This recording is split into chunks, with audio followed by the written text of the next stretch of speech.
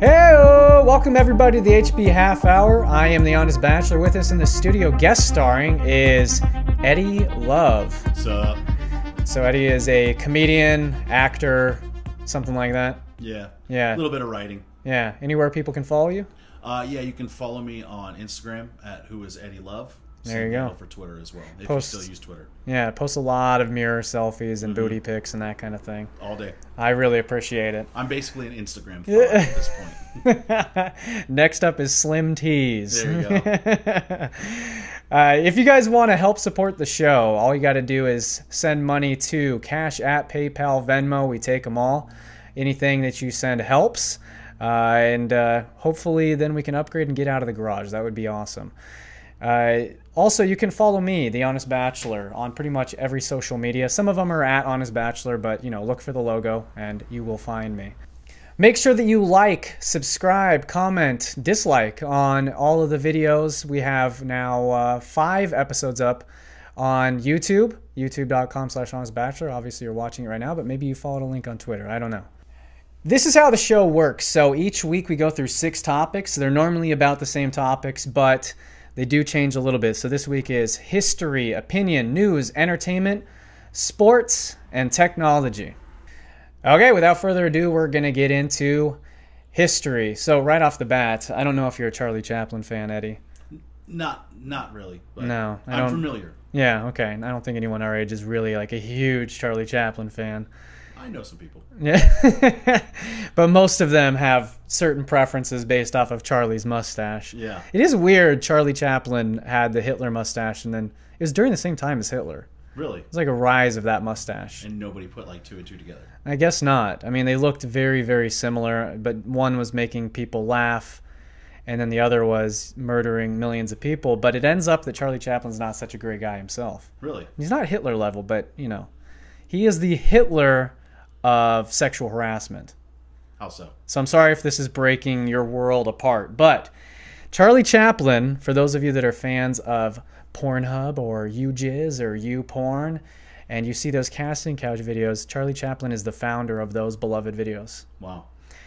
So Charlie was one of the first stars to make the systemic use of the casting couch for sexual gratification. Apparently, he would communicate with actresses silently, since he was in silent movies. It makes sense. And he'd use cue cards, like cards with writing on them, saying what he wanted them to do next. And as things would go on, as the audition would go on, the cards would say something a little bit more crass, being like, okay, now take that off, and now do this.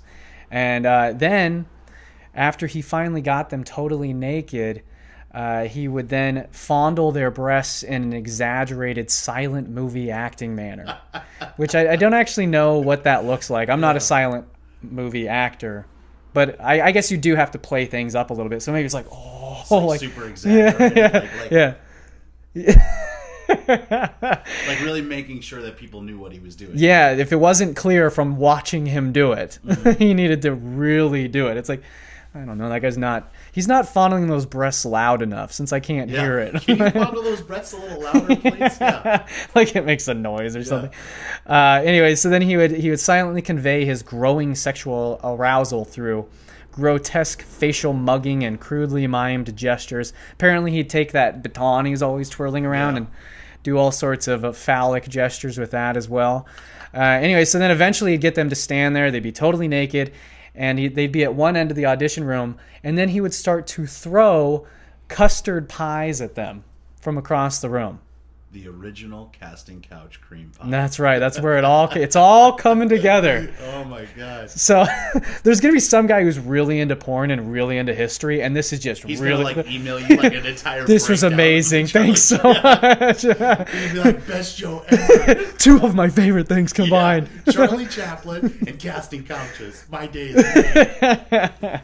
Yeah, so then he would lick the pies off the... None of this is funny, by the way. Nothing about this is humorous. You know, hashtag me too. We can't laugh about any of this. It's all horrible. So he would lick it off of them, and then he would make love to them on the actual casting couch. Now, this is, to me, the funniest detail. This would all happen while an actual human pianist was in the room playing music to fit the mood of what was way. happening. Yeah. So, All I can think of is like the Family Guy dude that comes out and he plays like, play me off, Jimmy. Exactly. Yeah. Are there other people in this room? Like, is it like an actual audition for a movie? So there's like a casting director and a producer, or was it just him and this girl and this pianist? Like, I think that's what it was. I mean, it was a camera, it was a piano player, some pies. Oh, like just a whole pile of pies. Stuff, like a baton, a couple pies, like stuff ready to go. Really weird guy. He makes Harvey Weinstein seem like a like Harvey Weinstein has nothing on this guy. Child's play. Yeah. Oh, you're gonna jerk off in a plant? Oh, okay. Well, watch this. That's some kindergarten right there. Yeah. Oh my god, dude. But like, I'm not familiar with Charlie Chaplin's films. I know they were like somewhat comedy, they were silent, but at what point did a woman undressing have anything to do with what she was auditioning for? I don't know. I mean, as far as I know, they weren't really sexually charged. How have we never productions. heard about this? That's like the most bizarre thing I've ever heard. I don't know how I've never heard of it, but apparently it's a very popular, well-known kind of thing. But the thing that it reminded me of is like with Harvey Weinstein, everyone's so shocked. Like, oh my God, I cannot believe that someone in Hollywood would be doing this. Oh my God. And everyone's like really upset, and Hillary Clinton and the Obamas who supported him or were good friends with him were like, oh my God, this is shocking. Never would have seen it. Come on. This has been around in Hollywood for forever. It's not even in Hollywood. It's in the corporate world too. We know it exists. I mean, it's just not shocking, and that is a sad thing about it. And this is going to tie into our next topic, but that is a sad reality. That this is nothing new. When it happens, we have to act surprised, but in reality, we're like, yeah, okay. Is this really a news story? I don't really get it. It's like in the episode 1, I told this story about an Oklahoma mom, and she married her 26-year-old daughter. And so I was like, okay, well, to the rest of the United States, that's a shocking story. But people in Oklahoma are like, okay, what's the story? Yeah, you see my next door neighbor? Not to stereotype people from Oklahoma. I'm just saying. Yeah, no, would never do that. From Oklahoma, I wouldn't be surprised if there was some backstory there. Their kids look really funky. They're excellent swimmers, though. Those webbed toes. Yeah, but no, I mean, it ties really well into our next topic about how this kind of stuff isn't a surprise. But here's the thing. Here's this, and I'm going to tell you the opinion in just a second. When we talk about this particular topic, we don't blame it on the person themselves being bad. Mm-hmm. We want to label it something else. We want to make it broad as possible, which is weird. I don't know why we want to persecute as many people as possible. Yeah. Seems like an odd thing to do. But that is what we do when it comes to this particular term, toxic masculinity. So my opinion is that the term toxic masculinity and the way that it is used is itself toxic. Mm-hmm. And so some of the reasons why I think this. So first off, what we're telling little boys is that they are toxic if they behave like boys. And we've seen that with kids being given Adderall. Primarily boys were given Adderall because they were acting like boys. They're rambunctious and hyper and all off the walls. And teachers, frankly, didn't want to deal with that. Girls are easier when they're younger. Boys are not. Boys are a lot more difficult to deal with. And so they just did the quickest approach possible. Let's just throw some pills at them. So first off, we've seen what's happened from that. Because it doesn't normally stop at Adderall. It's like, okay, now you're taking Adderall, and oh, now you're depressed. Now we're going to put you on antidepressants. Oh, now you're shooting up a school. I think that those are probably linked. Those have a lot to do with each other. Boys aren't allowed to be boys. I listed these off before. I listed these off in one of the episodes earlier on. Check it out. But here's just some of the statistics about how we're basically neglecting boys in society. So boys go to school less. They go to college less. They get into college far less often. They get worse grades. They graduate at a lower rate. They get addicted to drugs and alcohol at a higher rate. 99% of workplace fatalities are boys. 99% of fatalities in the war are men. They're more likely to be the victim of a violent crime despite what you're being told. Mm-hmm. Women are very rarely just murdered for no reason. There's normally a motive behind it, but men very often are part of a violent crime. They're more often in gangs. They're more often incarcerated. They're most often raped if you include jail. They're more often suicidal, more often depressed. They're more often addicted to video games. And their self-esteem is lower.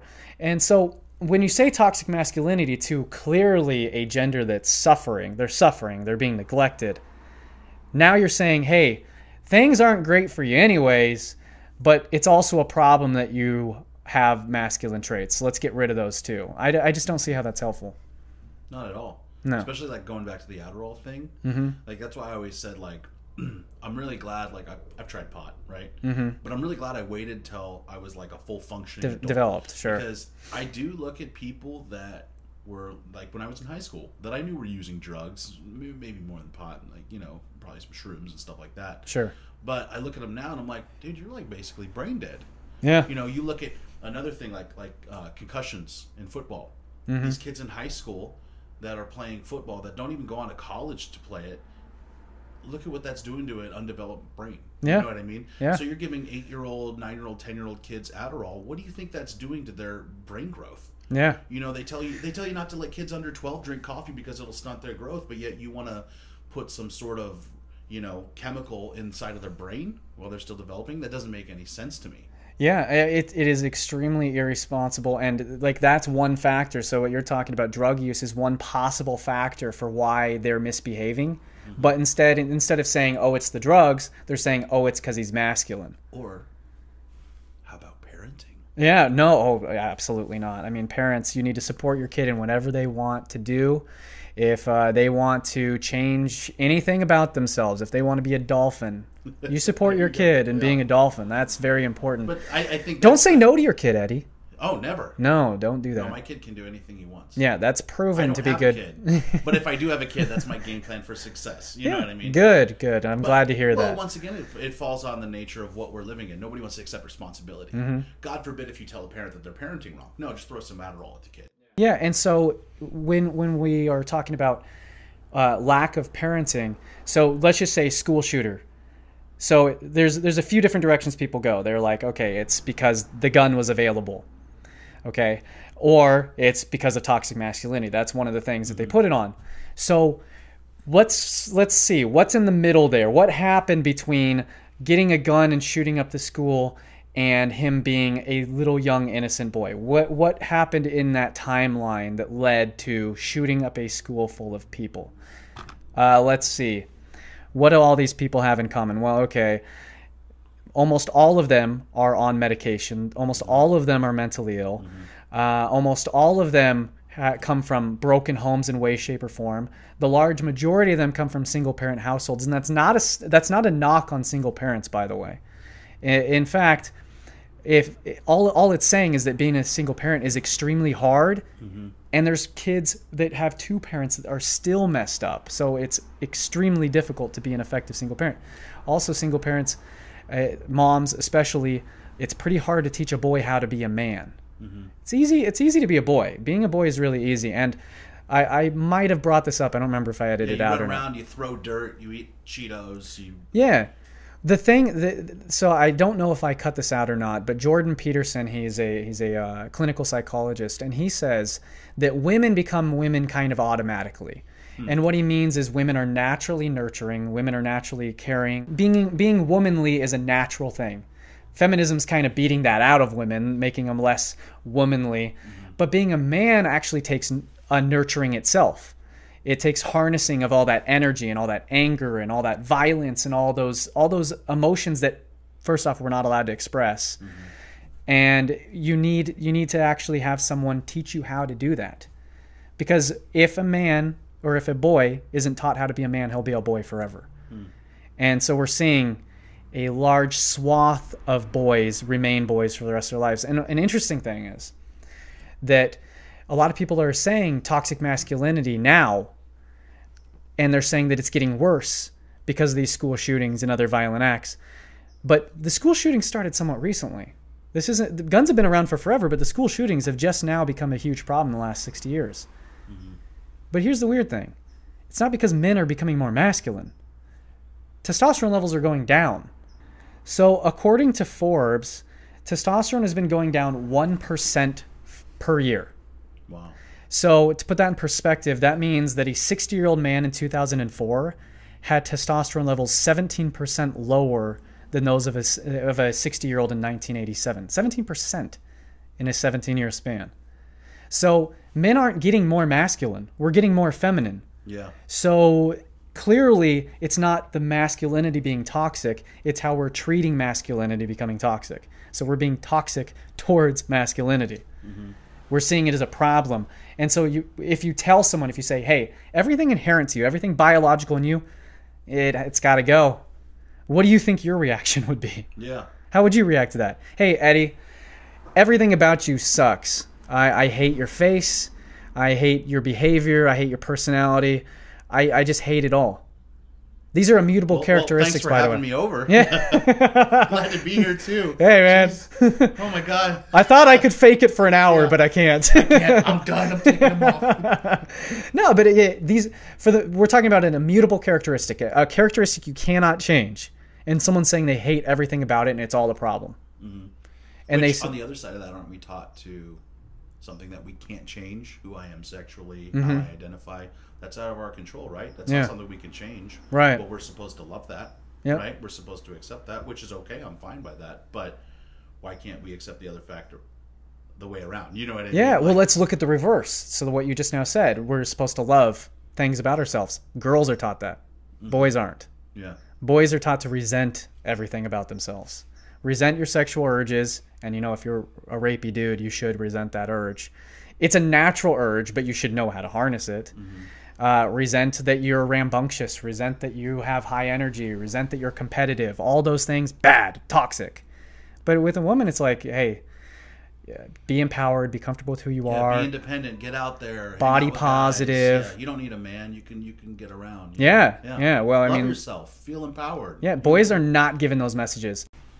Why is it that if a man behaves badly, it's due to his masculinity and not due to the other million factors that it could be? Like we mentioned earlier, parenting, environment, gang violence, bad whatever. I mean, he could have just had bad circumstances, a million different things. In the end, he shouldn't blame anyone but himself. But to pretend that environment and all these different factors don't play some sort of role, not the masculinity itself, is completely ignorant. We are moving on now to news. So the only thing we're talking about right now, since we're on the subject of toxic masculinity and rape, all the cheery things, casting couches, cream pies, whatever. Let's just talk about the king of toxic masculinity and sexual harassment. Bill Cosby was found guilty. So he was found guilty of 3 counts. Only 3? Just 3. If you didn't know, 60 chicks accused him of raping them. So what happened to the other 57 cases? I don't know. What I think happened is they saw the 3 cutest chicks. They're like, yeah, that probably. They took the 3 best looking ones and they were like, yeah, we believe that.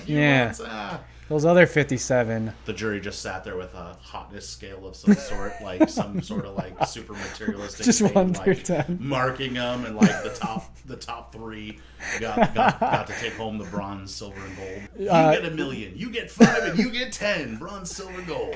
It's like the Bachelor rape edition. Yeah. Here's your rose. Here's your rose. You now get to move forward. Here's your check. You now get to move forward with your lawsuit. Yeah, there you go. Thank you. Yes. Yeah. But the interesting thing about Bill Cosby is this was all very shocking to people. And as we discussed earlier, Hollywood and rape and sexual harassment isn't that shocking of a thing. But it was who Bill Cosby was on TV and how he would always be telling black guys, like, pull up your pants. And he's a father figure. He was the first example on TV of the black, successful, middle-class dad who was a good father. And that's a good thing. That's an important thing. And I do think that we need to separate the art from the artist. Okay, so Cliff Huxtable, good character, important values being taught. All of those things important. Doesn't take anything away from the show. Doesn't take anything away from that. Bill Cosby, terrible human being. But you can still enjoy the show. You can still enjoy the show just the same. The values are just the same.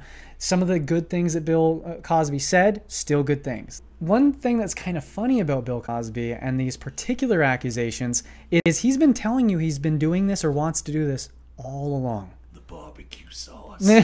There's that example. And then here's a stand-up from 1969 where he talks about Spanish fly. And it never starts with one of the guys on the corner. It's always some strange 13-year-old that says, you know what? You know anything about Spanish fly? No, tell me about it. Well, there's this girl, Crazy Mary. You put some in her drink, man. She... yeah, Spanish... Oh, yeah, that's really groovy, man. Spanish fly is groovy. Yeah, boy. Whoops. Oh, Bill. So Spanish fly, basically what it is, it's some sort of pill aphrodisiac, and he's saying you can just slip it into their drink, and then you'll get what you want out of them. Makes them so horny. Oh, my God. Oh, Bill. Yeah, it's very... What are you thinking, buddy? little disappointing. Yeah, so Bill Cosby was telling you who he was all along. That's it that we're going to touch on for news, and we're going to move on now to entertainment. So much is going on in the entertainment world right now. Kanye West came out as somewhat of a Trump supporter. It's actually kind of odd how he went about it. So basically what he tweeted out was, you don't have to agree with Trump, but the mob can't make me not love him. We are both dragon energy. He is my brother. I love everyone. I don't agree with everything anyone does.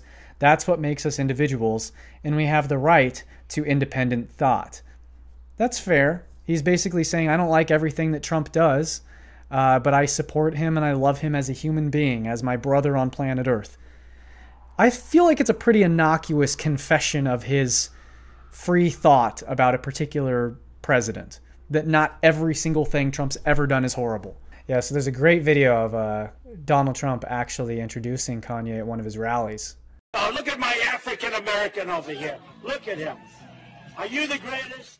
Now, there's a lot of apprehension towards Donald Trump, especially from minority communities, for probably good reason. But there are black people who support Trump. Perhaps because they're actually seeing that they have jobs. They're probably not psyched that there's white supremacists out marching in Charlottesville chanting, you know, death to Jews and no more N-words. That's probably not exciting to them. But it's also probably not something that they're completely shocked by. But individually, things might be better for them, and they're saying, okay, well, Trump's maybe not so bad. But the backlash over just saying maybe Trump's not so bad, I am 100% sure is because Kanye is, one, a prominent figure, and two, he's black. Mm-hmm. Any other celebrity that comes out saying that, it's not quite as terrible unless you're a woman. So Shania Twain also decided to say that she didn't think that Donald Trump was all that bad. So Shania Twain said, I would have voted for him because even though he was offensive, he seemed honest. Do you want straight or polite? Not that you shouldn't be able to have both. If I were voting, I just don't want bullshit. I would have voted for a feeling that it was transparent, and politics has a reputation of not being that, right? So that's all she said. And that's kind of, I think, the sentiment of a lot of Trump people. They're like, I just felt like he was saying it how it was. Trump lies all the time, which is ironic, but you do get the sense that he is saying what he's thinking. What's ironic about a politician lying? Yeah, well, that's a great point. Yeah, you know when a politician's lying? Whenever they're talking. Whenever their mouth's open. Yeah, so Donald Trump, like, he gets picked on a lot for lying, and he does lie about particular things, but like Eddie's saying, I mean, that's not unusual for a politician. Are you surprised? Once again, everybody acts so surprised about everything. It's like, are you surprised? Yeah. Guess what? People in power lie. Oh. For sure. And so the idea, like, Donald Trump was voted for because he talks so straight. He's talking off the cuff most of the time. He is a witty guy. And so that's all Shania Twain's saying. That's all she's saying, is that she just feels like he's transparent. And that's a pretty fair assessment. Well, Shania Twain then was forced to apologize because she's a woman. One, Shania Twain is a Canadian. She can't even vote. Really? Yes, Shania Twain. Canadian? Yes, she's not even American. So who cares? And two, why does every woman have to vote the same? Yes, she's forced to apologize for a hypothetical impossible situation. Wow. In which she says, if I were American, if everything were different about my citizenship and life and whatever, then maybe I would vote for him. And that's worthy of an apology. She says, I'd like to apologize for anybody I offended in a recent interview with The Guardian relating to the American president. The question caught me off guard. As a Canadian, I regret answering this unexpected question without giving my response more context. She goes on to, this is a 4-part apology, by the way. It just goes on, which honestly, most Canadian thing I think I've ever seen. Yeah. Apologizing for having an opinion. I'm so sorry. Sorry. But anyways, so again, Kanye, I have a lot of respect because he's sticking by it. Not all black people do have to be Democrats. Unfortunately, Eddie's white, so this conversation is meaningless to everyone watching it. Has no meaning. Our opinion does not matter. Yeah. Everybody else's does. Yeah. Everybody that's not a white male, your opinion matters. So nobody gives a That's right. Yeah, it's too much privilege behind it. Yeah. But yeah, so that I think is a really good thing. I do caution conservatives and Republicans for being like, yeah, Kanye is a Republican now. No.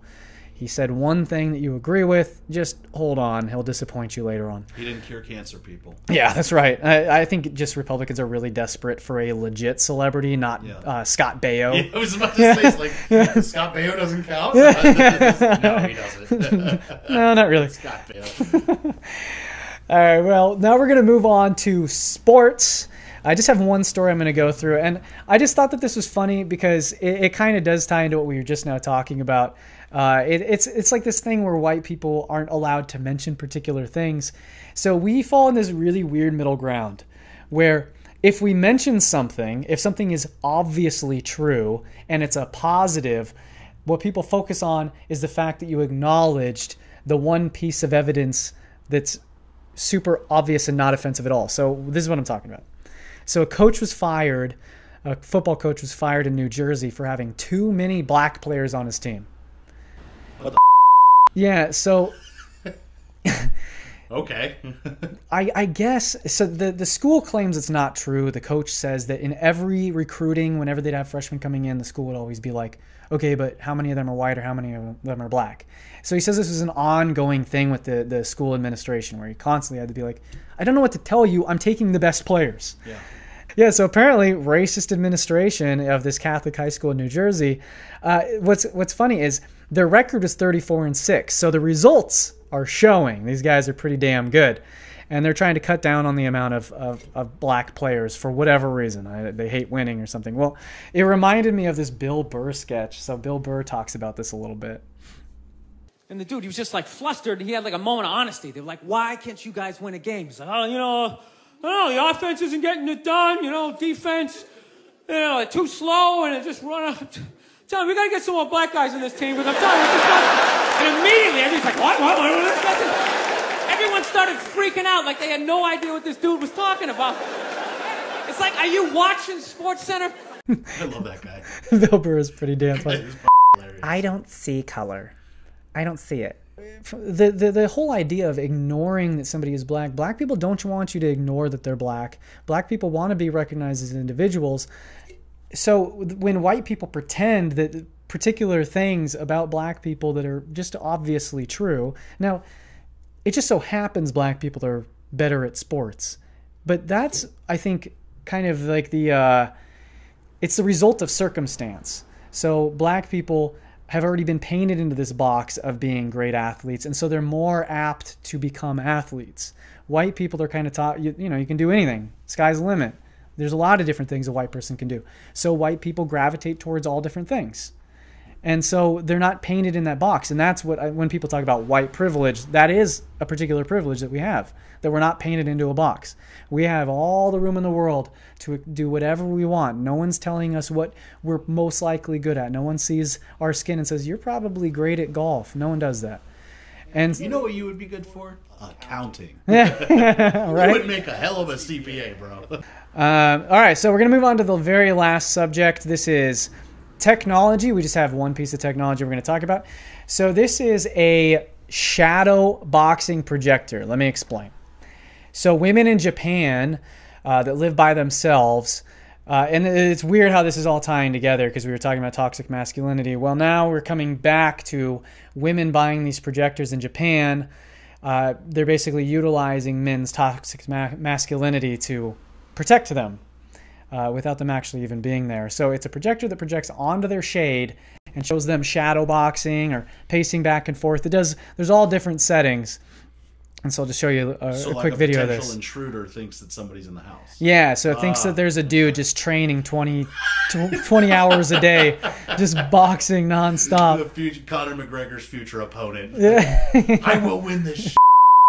All right, everybody, that's going to do it for this week's show of the HB Half Hour. Make sure that you subscribe, comment, like, dislike. Tell me what you think. Tell me if you think that the term toxic masculinity is toxic itself. I do want to thank Eddie Love for coming on the show, filling in for James. Let me know if you guys want him back. Be as vicious as you want in there, and then I will read them. Yeah, I will read him the comments as a bedtime story. Hey, Eddie, guess what they said about you on here? He's gonna take screenshots and send them to me just to ruin my day. Ha! Send them at 6 in the morning. Look what this guy's. Yeah, so make sure you subscribe, hit that notification bell. Again, if you want to support the show, Cash App, Venmo, PayPal. We're going to be back next week with another episode. Peace out.